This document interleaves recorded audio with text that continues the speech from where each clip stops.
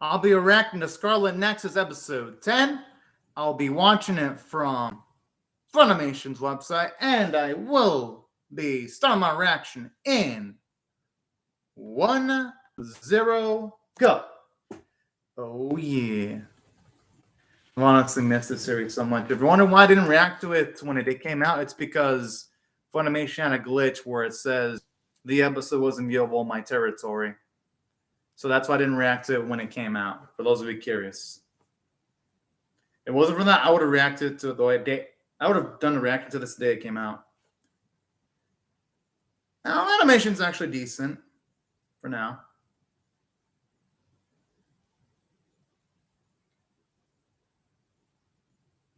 I kind of like Kageru despite Kasane. Despite Kasane's hardline stance of not wanting drug to be used on herself, considering what it costs to make it. I like Kasane is still willing to be pretty freaking dirty. Oh, snap.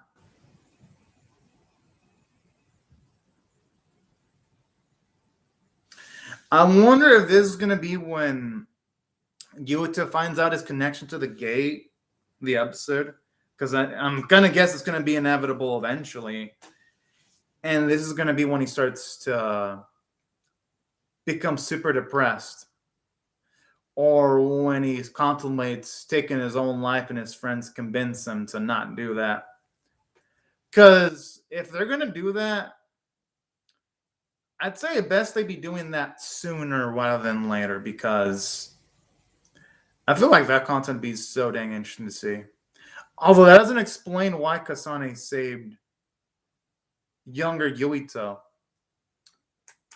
at all. It doesn't.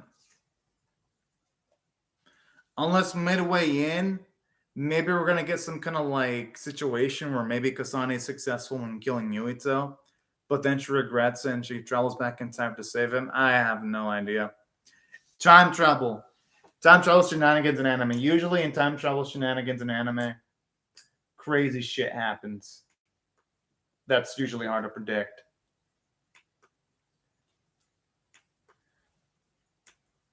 That's right. I was loving this finale. Like the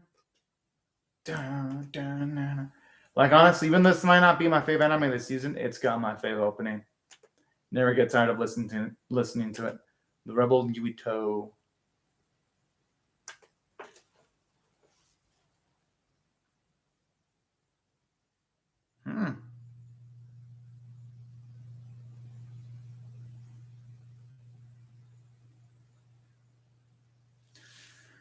All right. It's pretty damn ballsy, though, to be asking for it to be utilized in that way, despite him knowing that it was going to be misused.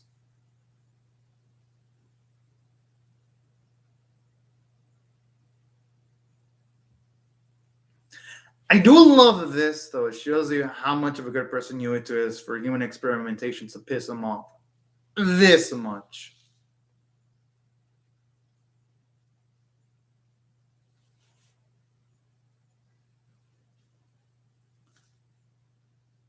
But they must have done other things than that, though, because, yeah. Oh.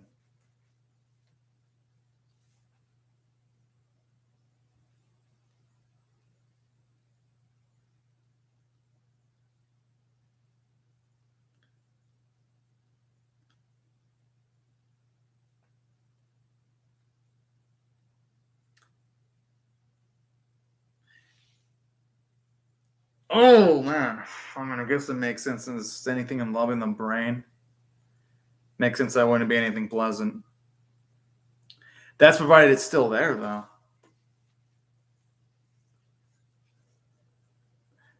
We all know it's going to be there just going by the preview.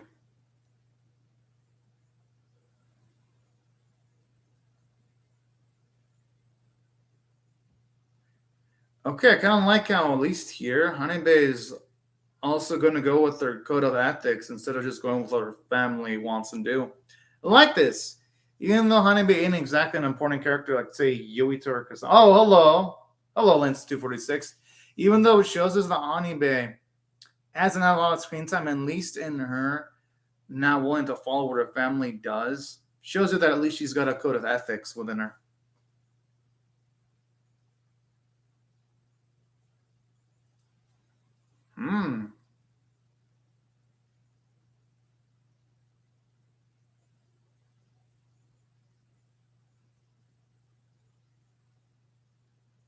Oh boy, can't wait to see the ramifications for this.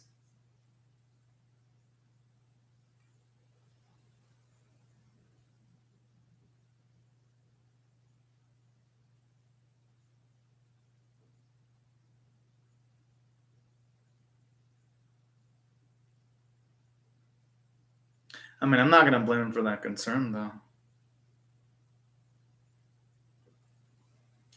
The thing is, though, I'm surprised they can't just force Naomi to take the drug, though.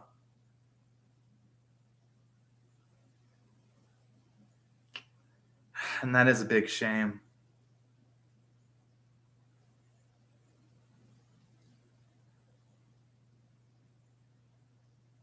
I mean, yeah, he has to, because that's the only argument type he has to utilize Kasane.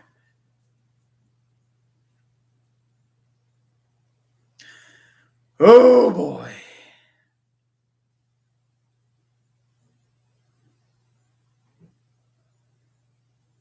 Yeah, it's gonna confirm what she already knew. But it's just gonna make the situation much more.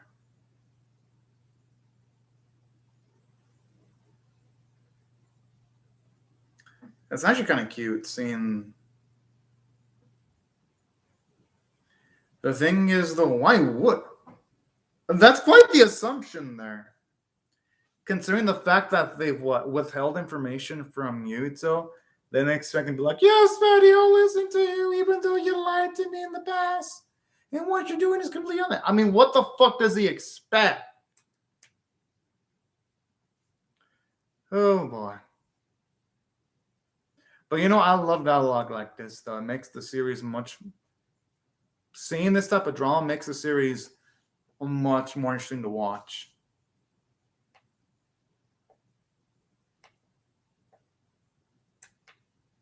I'm glad things are going the way he wants them to.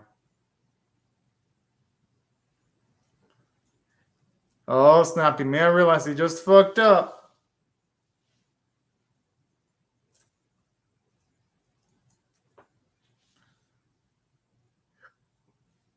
I mean, hey, at least they have something to go off of, though.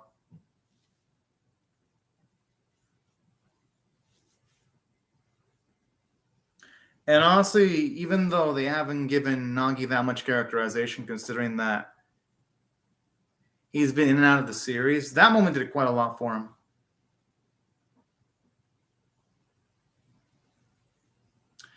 Normally, I'd be like, this should be fun. It's only one against many. But what I'm more worried about is what else is backing up. You know, Nagi looks to become absolutely insane, too, looking at the way he's emoting right now.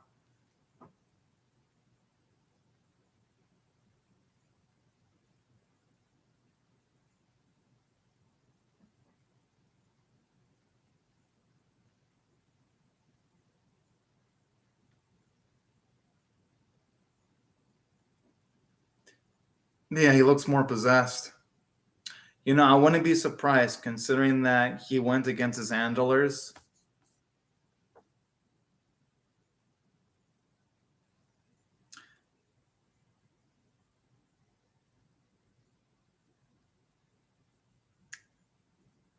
Okay, animation that look kind of good. The only thing about the series I'm starting to notice is they don't draw backgrounds during the fight scenes. Because some of the best animes this season had. Okay, at least in some snippets they do draw backgrounds. Okay, what was that hit? They just made a black screen and we saw our boy being blown the fuck back. Which is weird. Some snippets of the fight look good, like when Nagi's throwing the blades and you see hand drawn backgrounds, it looks good. It's weird. This fight scene looks good and bad simultaneously.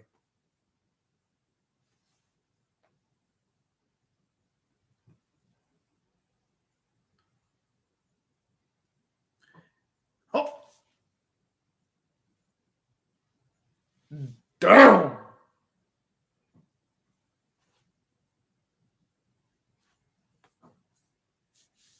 Yo, I was not expecting that reverse Uno scenario there. Because I was thinking, all right, they got multiple people. They're going to overpower Nagi. Never mind.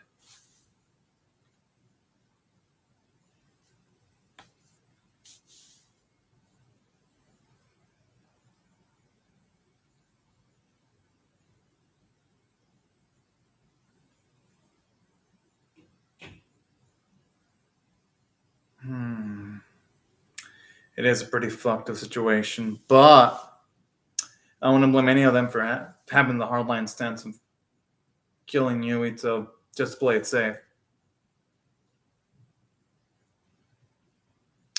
Finally, someone actually says that towards Kasane. Someone had the balls to say that. At the same time, I like how he's also acknowledging her good qualities too. Okay.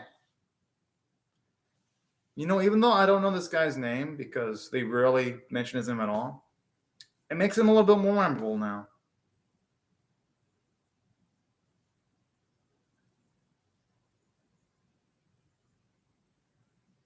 I like how she's translating it. What the guy said in like a small amount of words. They ain't wrong though. Sometimes the best ways of resolving things is just mentioning what's on your mind. Not keeping everything balled in is never good. I think she means she'll say it when she's ready. Okay, at least here she's explaining why she doesn't want to explain it. I like that. At least Kasane is acknowledging her weaknesses. I mean, Kasane just said it. She's not good at explaining things. I mean,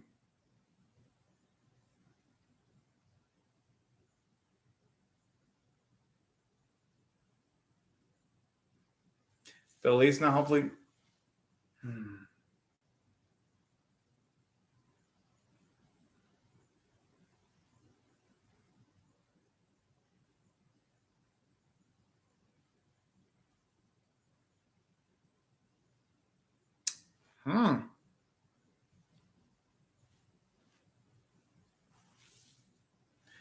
Why is one of them in the background smiling about all this news?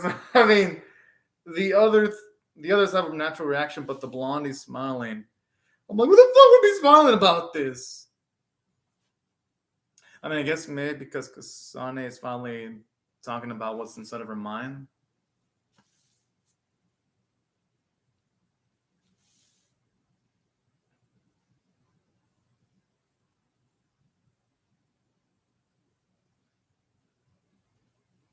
That's the best course of action there.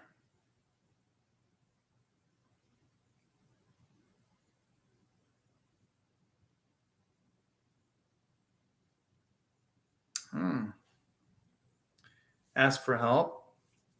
Is that what they want her to do? I think that's going to be it. Or ask to work together. Oh. Okay, that's fitting too. I mean, that's a cute little scene there.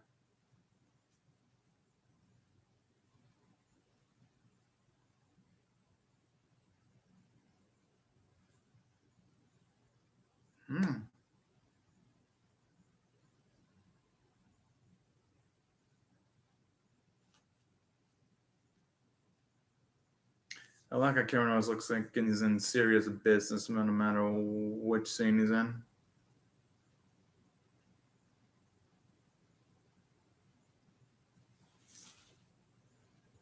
Aww. So don't somebody also repress his memories too?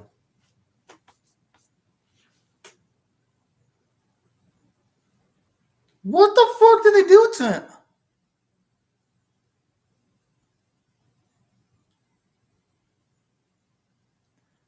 question is, did they research on him before?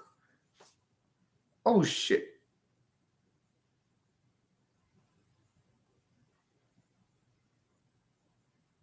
And it's kind of messed up how they didn't even ask Yuito whether he wanted to be the savior of the nation or not.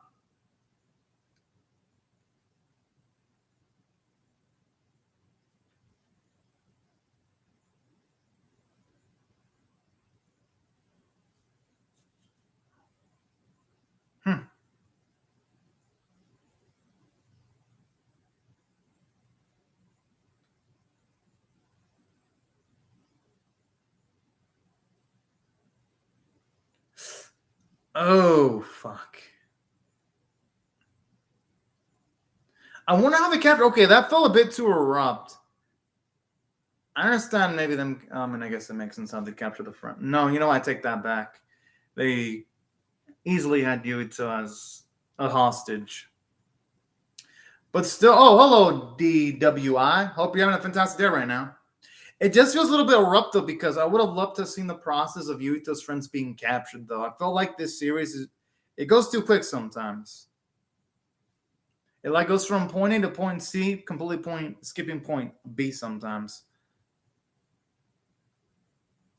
You know, that explains why he has those flashes of Kasane saving him when he was a kid.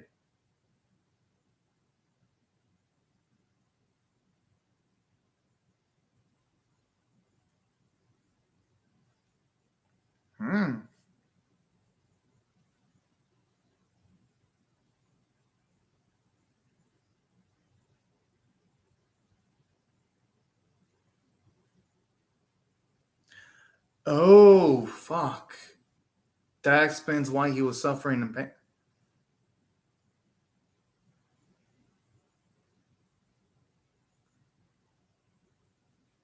Jeez, that's pretty damn awful. Because if it's 0.5% chance of success, that means it's like 1 out of 200 people, the experimentations only succeed, then if we go by the math.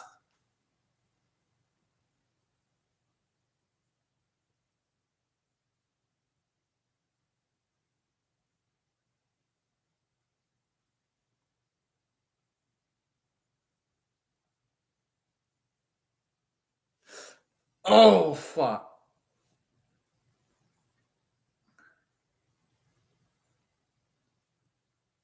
Yes! Finally! Yeah, get wrecked, bitch!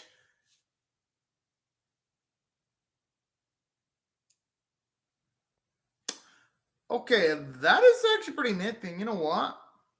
It gives Fubuki some extra characterization because even though we didn't see him do anything directly, at least indirectly allowed Yuito to be saved. So, you know what? I'll take that. It makes the cast of Scarlet Nexus a little bit more well-rounded and seeing some of the characters pitch in to get the save on occasions.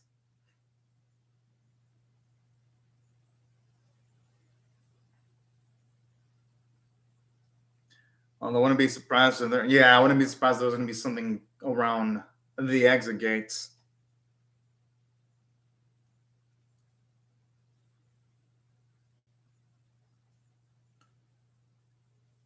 Kind of looks like an. That thing kind of looks like an explosive, though.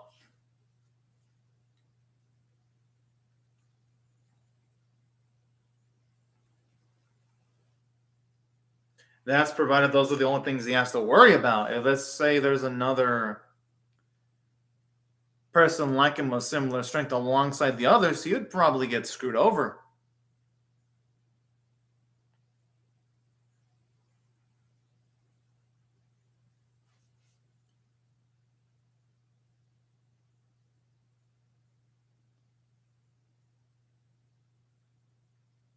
Huh?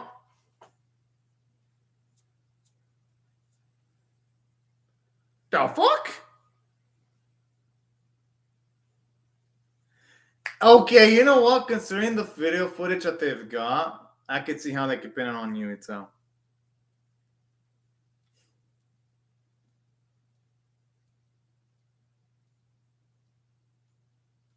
What an opportunistic little bastard.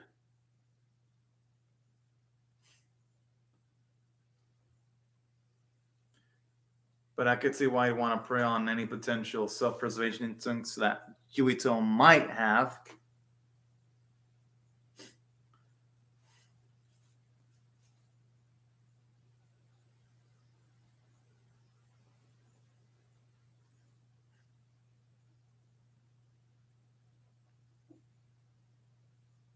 Huh.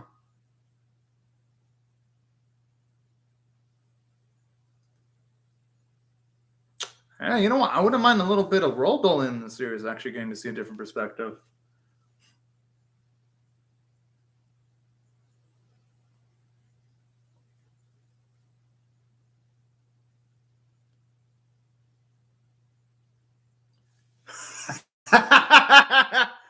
And we know why he's doing this too. Because he's doing this because the longer Yuta survives, the longer he'll be able to delay the government forces. So he'll still help out Serdin, even if indirectly.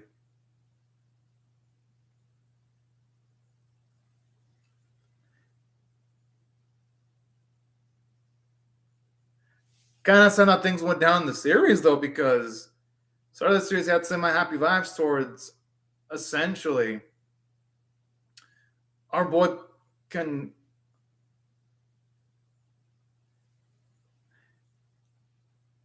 Oh no no no!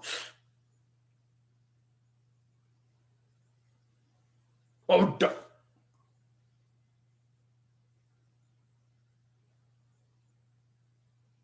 Although Khan doesn't look like he's there for pleasantries, though. Just looking at his face.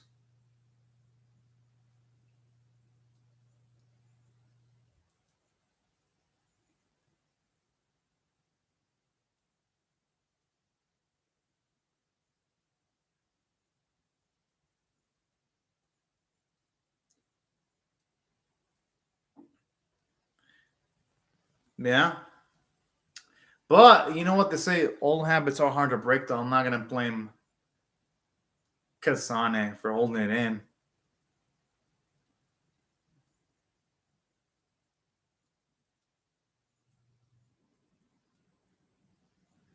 Oh, shit.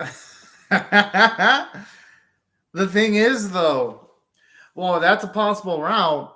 What's going to happen to Naomi if they, then again, I guess I could see it being rationalized that if they went there, that'd be something that probably Naomi would prefer. Because, let me explain why. Naomi doesn't want the drugs to be utilized towards herself anymore. She probably wouldn't approve or resist to point herself in major danger either. So maybe I could see the rationale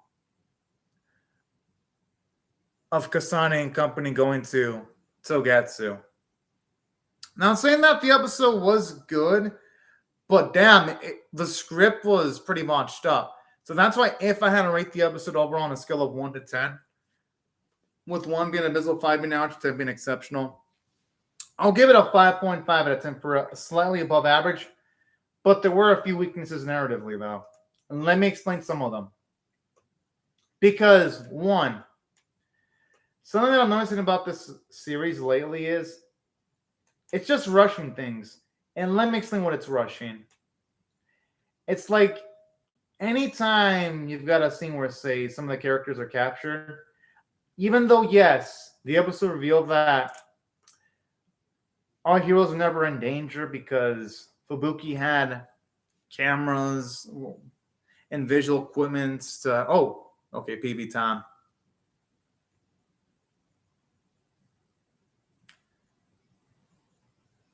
The animation for the PV doesn't look that good at all. It does look pretty tense, though.